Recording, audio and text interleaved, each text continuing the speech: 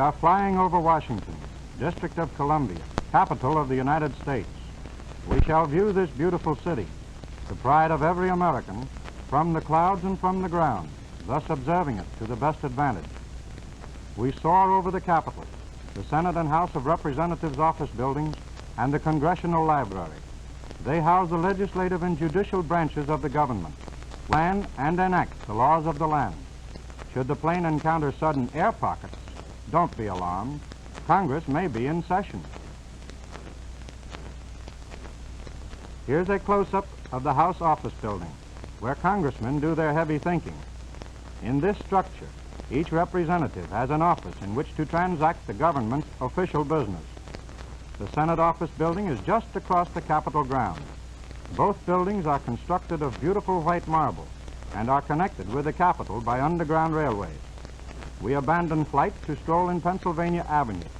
Thomas Jefferson, who first knew it as a marshy lane, lined it with poplars, and now the proud street carries the nation's great to the doors of the Capitol. This magnificent structure stands on Capitol Hill, from which radiate 21 broad avenues. The cornerstone was laid by Washington himself, but the building was not fully completed until the end of the Civil War. Adjoining the Capitol grounds is the impressive Congressional Library, where 50 miles of shelves hold more than 1 million books and pamphlets. Its outer walls present a remarkable display of the sculptor's art. These magnificent figures, wrought by man's hand, favorably compare to the masterpieces of the world. They represent true American art in its highest form, and the government has spared no pains in making this building truly beautiful. Only from the air can its beauty be fully appreciated. Next to the Capitol and the White House, this is the most popular public building in Washington. Who says all is not gold that glitters?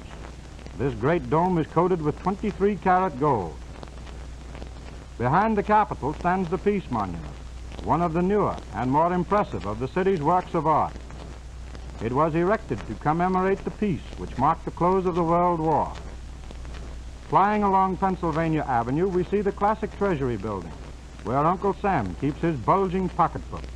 The vaults hold millions upon millions of the nation's wealth. America's forefathers reached back into the ages for the design of the Treasury, one of the loveliest buildings in Washington. The Treasury was erected on the spot where the forceful Andrew Jackson, the 7th president, firmly stuck his cane upon the ground to fix its site. Put it there, he ordered, and they did. It's but a bird's hop to the White House and across the famed lawn to the State and War Building, the country's nerve center in time of war. The Department of State and the War Department occupy its 500 rooms, and as for corridors, adding them together, they are 2 miles long. The treasures kept here include the original copies of the Constitution of the United States and the Declaration of Independence, also the armchair in which Jefferson wrote the Declaration. Here are the State and War Building in the foreground, the Treasury in the background, and between them the White House. The home of the President was painted white in 1814, after the British had partially burned it, but it was the strenuous Roosevelt who gave the lovely structure its delightfully descriptive name officially. It was the earliest building completed in Washington. John Adams and his wife Abigail were its first occupants. Nearby lies DuPont Circle, center of a district of magnificent homes and the embassies of foreign nations. It is an historic part of the city, mellow with the memory of great names. This striking building of Grecian design is the government patent office. Records of millions of inventions are kept here. Here's the world's largest printing plant, the government printing office. What rivers of ink flow here, mostly into the Congressional Record, and how the congressmen love it. In this drab, decaying building was committed a crime which shocked the world.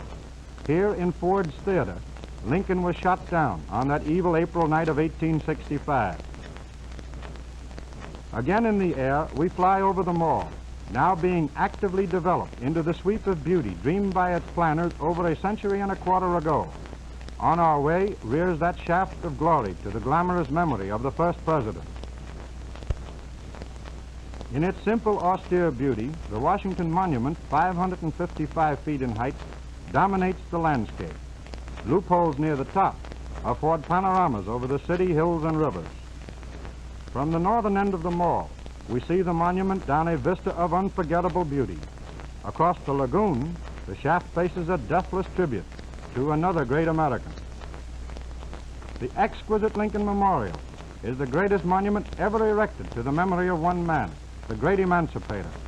Fittingly, each of the 36 states in the Union when he died is represented by a pillar.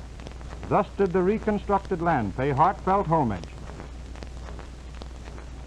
Within is the superb statue of Lincoln, flanked by bronze tablets bearing his exalted utterances.